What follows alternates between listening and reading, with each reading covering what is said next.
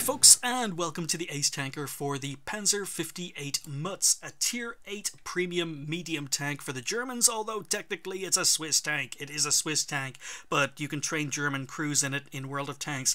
Now, in the early 1950s, Swiss companies worked alongside Porsche, a German company, to develop a tank for the Indian Army. This tank was later became known as the Indian Panzer, strangely enough. However, to cut a long story short, the Indian Army backed out of the deal to buy the Indian Panzer because the tank was just far too complicated to build and far too complicated to maintain. So even though the tank was quite capable, it was supposed to be quite a good tank, the Indians felt that basically their manufacturing facilities, their factories, weren't good enough to be able to build the tank in sufficient quality or numbers and be able to build the spare parts needed to keep them running. So they backed out of the deal and eventually bought Centurions from Britain.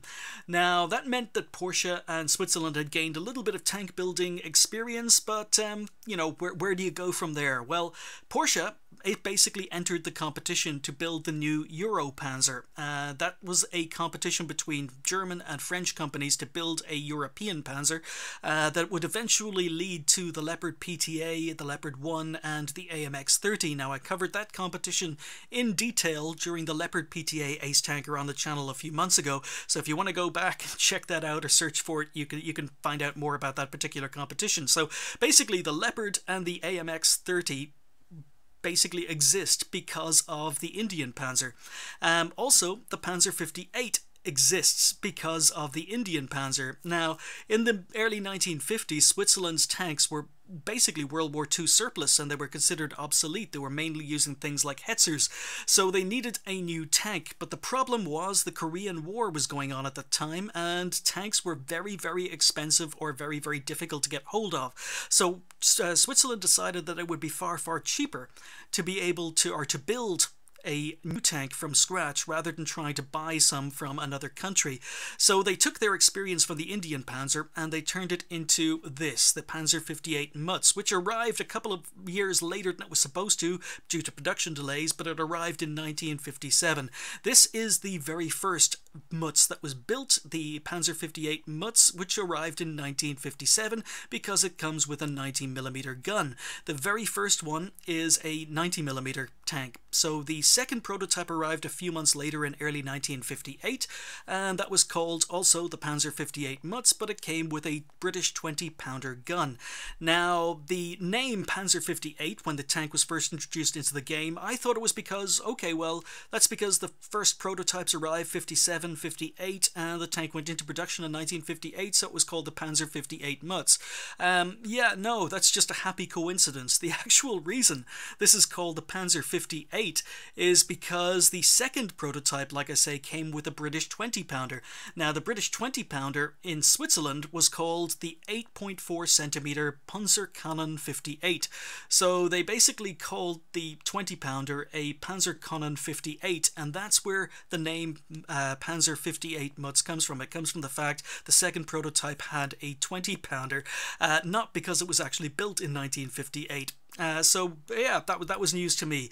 But anyway, those two first prototypes, the one with the 90mm and the one with the 20-pounder, were considered undergunned because at that time NATO were switching all their tank production and all their guns over to 105mm L7s because any gun that wasn't 105mm L7 wasn't basically capable of taking on Soviet armor of the same time period. So 10 more Panzer 58 Mutz were ordered and they all received the 105mm L7.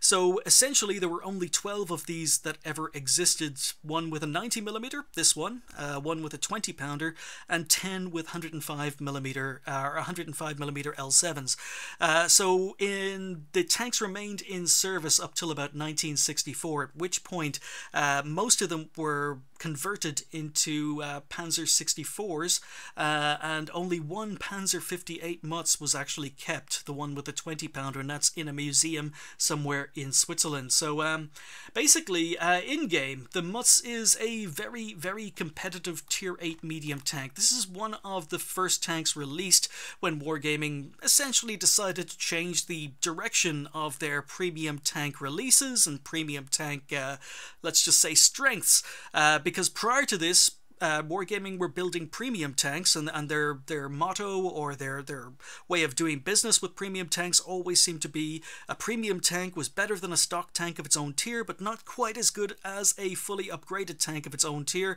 And then the Panzer 58 Mutz came along, and this is a tank that was as good as, probably not better, but it was as good as most fully upgraded tier 8 mediums. So this was considered a very, very good premium when it was first released. Now since then, Wargaming seemed to have gone even further, and they've started to release tanks that might be considered even better than the regular tanks in game. But the Panzer 58 is definitely not overpowered, but it's not underpowered either. It is just as competitive as any regular tier 8 in game. Yeah, it's actually quite good. The penetration on the gun, the reason it was competitive was the penetration was very, very good for a tier 8 medium at its time. For its time, it got 212 millimeters of penetration with its regular ammo, 240 damage.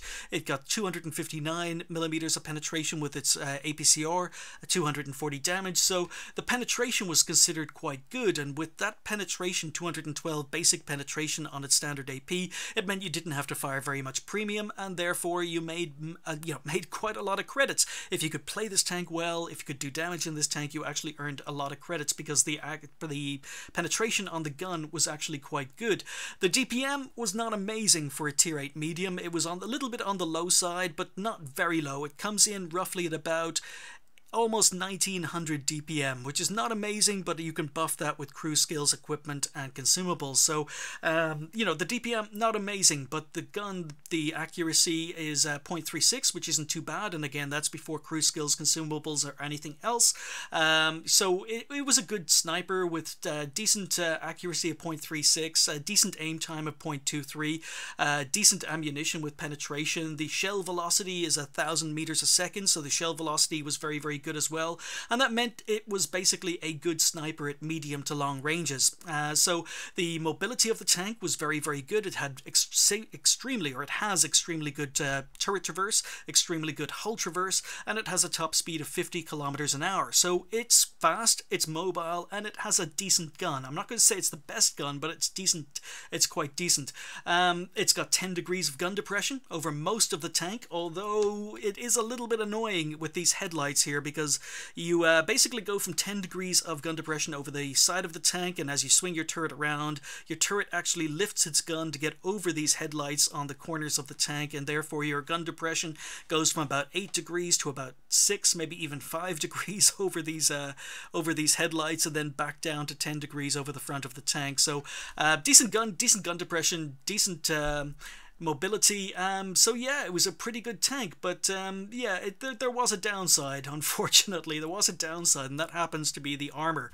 So popping into Tanks GG, just to confirm before we take a look at the armor, the DPM, because I was doing this off the top of my head, the DPM is close to 1900, so it's not amazing DPM for tier 8 medium, but it is quite competitive. It's not going to stop you from carrying games or doing a lot of damage, so you can buff this with crew skills, equipment, and consumables, and the DPM isn't too bad, but it is on the low side for a tier 8 medium, but I think the gun handling makes up for it. But what I really wanted to talk about was the armor, because the armor for the Panzer 58 Mutz is one of the things that lets it down. So this is a very good medium to long range support tank, medium to long range sniper. It's not a brawler, unfortunately. You don't get to use your armor because you have none. If you take a look at the hull, even though it is quite sloped, it is quite rounded. Unfortunately, the hull armor, which is effective for, it's basically reflects tanks being built at that time. The hull armor, not very good. You basically got about 105 millimeters. The armor itself is only about 50-60 millimeters thick, but effective armor of about 105 millimeters. It gets up to about 140, down to up to about 115 in areas on the front of the tank. So lower tier tanks going to have no problems penning the hull of this. You might bounce, but it's going to be luck. And the turret is not very well armored either. So you do have sloped sides, and if they hit the side of your turret, then possibly lower tier tanks might have problems. They might bounce. Even similar tier but higher tier tanks going to have no problems penning you. The gun mantlet, unfortunately, not very good. It's only 110 millimeters of spaced armor with no armor behind it, so you only need about 112 millimeters to go through the gun mantlet. Again, you might bounce if you hit it at a really, really bad angle, but most of the time you're going to be able to pen the front of this tank through the gun mantlet, and to the side of the gun mantlet on the flat area, just to either side of the gun mantlet, it's down to 120. So lots of tanks going to be able to pen the front of this with absolutely no problems. And if the Mutz tries to use its gun depression and tries to go hull down, unfortunately you've got the weakest part of the tank, which happens to be its cupolas. So, you know, you've got 40mm of effective armor on this cupola. You've got 40mm on the other side, which is about 44mm of effective armor on the other. So you can easily pen these with most HE ammo. I mean, even smaller caliber guns have about 40mm of penetration with their HE. They can pen your cupolas with HE absolutely no problems, and the roof of your tank is only 30mm thick. So again, if you see a Mutz and you see it trying to go hull down, it doesn't matter how big your gun is, switch to HE and you're probably going to cause it all sorts of problems by hitting it on the roof or hitting it in the cupolas. So the turret armor not very effective, the hull armor not very effective. Side of the tank is only 30, side of the turret is only 72. You do have spaced armor on the tracks. The count is 20mm, which gets you up to about 35mm of effective side armor through the tracks. So yeah, again, it's got no armor, and the rear of the tank is only 40, rear of the turret is only 40. So once again, if you get to the side and rear and are firing HE, this is where you want to shoot it. So yeah, the armor is one of the things that lets the Panzer 58 Mutz down. So the armor is garbage. The DPM is on a little bit on the low side, but also the hit points are a little bit on the low side, because as you can see, it only comes with 1300 hit points. Again, a little bit low for a tier 8 medium tank, so it's got a few negatives, but one of the probably bigger negatives for the Panzer 58 Mutz is the fact it's not a very good crew trainer if you're trying to train up German medium crews for the original German medium line, that being the E50 and the E50M, because it's only got 4 crew members, it's missing a radio operator, and most German mediums along the original line going through the Panthers up to the E50s, they have 5 crew members, so you're not going to get a radio operator trained in a Panzer 58. However, if you're going down the second German medium line, going down towards the Leopard PTA and the Leopard 1, then the crew layout is fine, because those tanks don't use radio operators either. And considering the Leopard 1 only exists because the Indian Panzer existed and the Indian Panzer led on to the Panzer 58 Mutz as well, then yeah, it kind of makes sense. It has the same crew layout, but not a very good crew trainer if you're going down the original line of German mediums, but it's fine otherwise. So essentially, this is a tank that can support, it can snipe, it can flank, it's got mobility, it's got a good gun, it can snipe, but it's not very good at trading shots because you've got low hit points and absolutely no armor. Your DPM is not amazing, so this is definitely not a tank for trading shots or trading damage in, and it's definitely not very good at brawling. But overall, you know, it is a pretty competitive tier 8 medium tank, and you know, nothing is perfect. So the Panzer Mutz is not perfect, but it is competitive. Anyway, we are here on El Haluf. I am platoon with Beyond D. This is one of my first games back after an extended break from World of Tanks, and I'm still on an extended break. I'm only playing very occasionally, but I need to basically keep videos coming out. Otherwise, you know, if I go quiet for a few months, I'm afraid all you guys will disappear, and I don't want that. I've been building the channel for so long. It's a community, and I don't want to abandon you. But anyway, we are here, as I say, on El Haluf. I'm tier 8 in a tier 9 game, only 3 tier 9s on the other side. There is RT in play, so I'm just going to move up. I'm going to be using my 10 degrees of gun depression and going to be working on this usual corner. So yeah, the gun handling, quite nice. The penetration on the ammunition is quite nice, which means you don't have to fire that much premium, but if my memory serves me, I think I do fire a few premium rounds in this particular game. But we'll see. It's been a while since I watched it, so we're going to be working this corner. Now, this is not an amazing game. I don't do that much damage in the game, but what I do is a heck of a lot of assistance damage, so there we go. You know, my shooting is not the best. I go for the track shot in the T-54 lightweight, miss it, and yeah. Okay, meanwhile, lots of targets coming up, so we get a shot into the T-32. IS-3 is sitting on the corner, just trying to wedge my tank up. And that was a really bad shot. That was a really bad shot by me. Shot went where I aimed, but I should have been aiming at the other side of the upper glacis. I shot at the side that was always going to be a bounce. There's RT in play, has just stunned me, so this is one of my first experiences of getting stunned. I hadn't played too many more games in this tank before getting my first stun. So yeah, that was my first experience coming back to World of Tanks of an RT stun, so it took me a couple of seconds to shake it off, but Yeah, critical hit on the IS-3, but unfortunately I went for his lower glacis, and again I should be going for his upper glacis on this near side because I'm shooting down into it, but I'm rusty, leave me alone.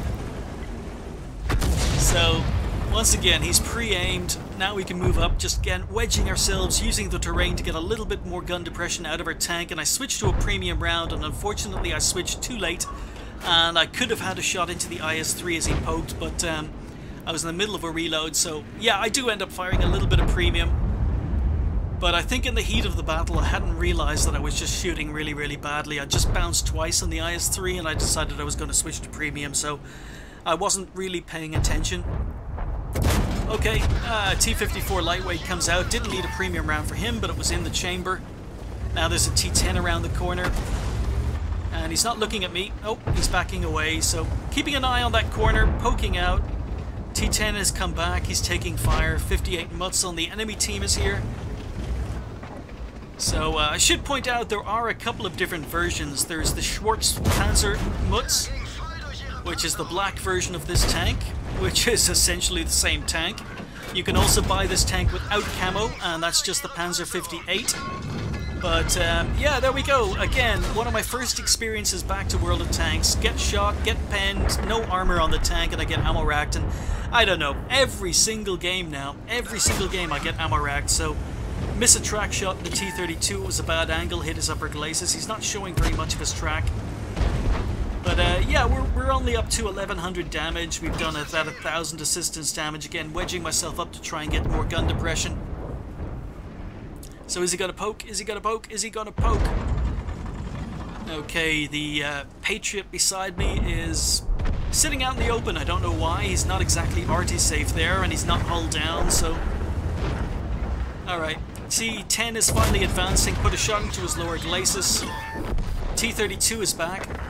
Now, as I say, the armor on this tank is garbage, but you can actually bounce shots. I think I bounced one here.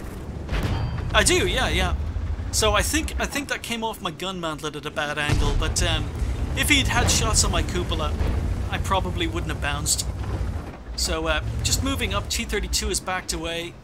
He's under pressure from the E-75 and the Lova who've come around the corner, so setting up on this corner.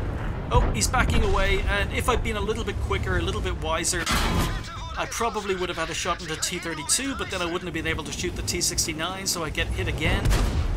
That was just me with my concentration split between two tanks at the same time, so yep, just advancing. We're down to about half health here, and now you're going to get to see some gun depression. So the 10 degrees of gun depression on this tank is lovely. It really is lovely. Just able to poke over the ridge, put a shot into the T-69. Now RT's still in play. I'm a little bit worried about where RT may possibly be, but we get a shot into the T-69 to finish him off. There's a second T-69 down here. Oh, they were platoon. Didn't realize they were platoons. Or were they? I have no idea. Anyway. Yes, they were. So we're going to move down. Unfortunately, don't have the gun elevation or angle to put a shot into the other T-69. And I noticed a Type 61 across the valley. So this guy's... Oh, Type 61 on the other side is completely aware.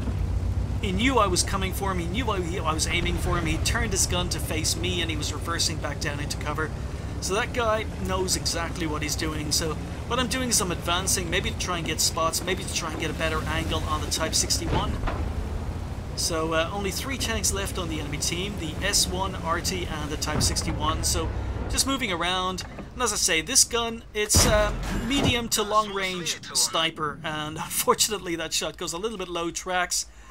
But there we go, get one shot in, finish off the Type 61, S1 appears, auto-aim, and as I say, the gun handling on this tank is quite good. A nice shot in the move to take out the S1, so 3 kills all of a sudden, but only 2k damage done and 3k assistance, so that's quite nice. It was the assistance damage that gave me the ace for this. I'm going to speed it up because there's only RT left, and unfortunately the T-44 is going to finish him off before I get there. So just the ace, no other medals, but this is a tank that basically only gets its daily double every day. Ever since buying this tank a long time ago, I've never actually sat down and spent a day in it. It got its daily double when I remember to play it, and quite often weeks would go by with me not playing it because I just forgot to. But when I did see it and when I was reminded about it, I would play my daily double, and that was pretty much it. So eventually the ace happened, but it wasn't as if I was playing for it. So quite happy, no other medals. We finished top on XP with 1321, did 2,000 damage, which doesn't seem a lot with 3 kills, but we also managed to do over 3,000 assistance damage, so that's pretty much what equaled the ace. Not a particularly high H or XP ace, but I'm not complaining. It's done, it's dusted, and it'll just get played on special occasions when I need to earn credits and I'm grinding my premium tanks, or when I'm playing it for a review. So 17 shots fired, 14 hits, so a little bit disappointed, but I can't really blame the gun for any of those. That was me and bad shootings. So 11 pens of the 14 shots. So the gun, it's competitive. You don't have to fire a lot of premium, even though I did have to fire a couple of premium rounds during that game. So we blocked 320 damage with our armor. We received 3 hits and got penned twice. We actually managed to block 1, and that is rare. You can bounce shots in the Mutz, but just don't expect to. And we ended up earning, even though that was a fairly average game with not a particularly high amount of damage, we ended up earning 100,000 credits with a premium account. So yeah, the Mutz, it is quite it is quite a competitive tier 8 medium tank. Now I still think my favorite tier 8 medium is still the Pershing. I think the Pershing is the best all-round tier 8 medium.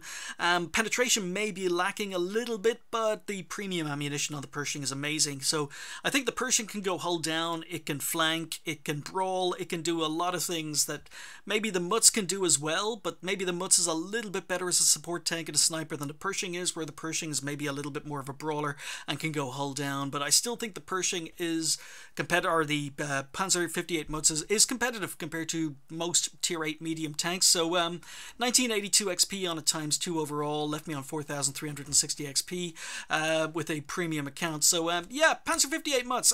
This tank was amazing when it was first released because it was just a shock to the system. This was a premium tank that was as good as any tank in the game, and it just shows how far we've come now. That we, looking back at the Panzer 58 Mutz now with all the other premium tanks that have been released since, and it's just average. It's just considered an average. It is an average premium tank, but for its time when it first came out, it was supposedly, yeah, it was amazing. I remember being amazed by this as a premium tank, but yeah, times have changed, Wargaming. Times have changed. So thank you guys for watching. I'll see you next time.